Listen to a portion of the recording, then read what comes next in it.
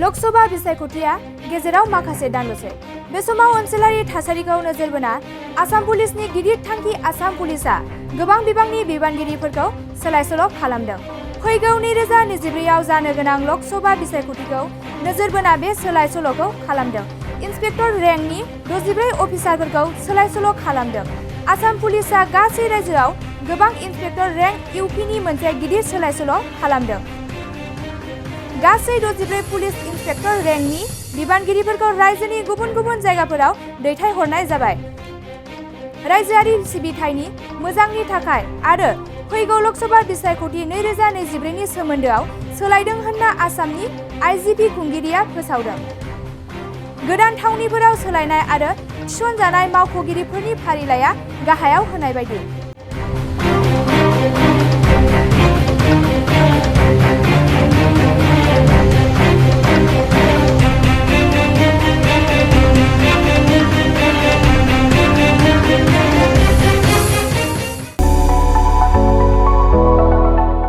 मोनसे गोजोनथाव खौरां।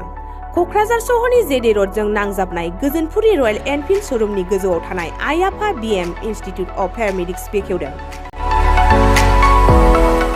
बे आइ-आफा बिएम इनस्टिट्युट अफ पेरामेडिक्सआ नोंथांमोननो लानानै फैदों देहा जोथोन लाखिनायनि माखासे आयदाफोरनि 2024-2025 मायथाइनि मुं थिसननाया फैगौ 15 जानुवारिनिफ्राय जोबथा मार्च दानसिम सोलिगासिनो दङ। 10+2नि उथ्रिसारनाय बिजाथि एबा फरायसाफोरा बे पेरामेडिक्सआव गावारि सोलोंथाइखौ लानो हागोन। क'क्राझार सहरनि गोजोनपुरि एबा गांजिमा बाजारजों नांजाबनाय आइ-आफा बिएम इनस्टिट्युट अफ पेरामेडिक्सआ नोंथांमोननि थाखाय गोदान मुं थिसननाय आयदाफोरा जादों medical laboratory technology, first aid patient care and assistant nursing, OT technician, ICU technician, radiology technician कर्सखौ 2 बोसोरनि गेजेरावनो आबुं खालामनानै बिएसएस डिप्ल'माखौ लानो हागोन। लोगोसे गासैबो डिप्ल'माखौ लानायनि उनाव सोरखारि साख्रि मोननायनि सुबिदाबो दङ।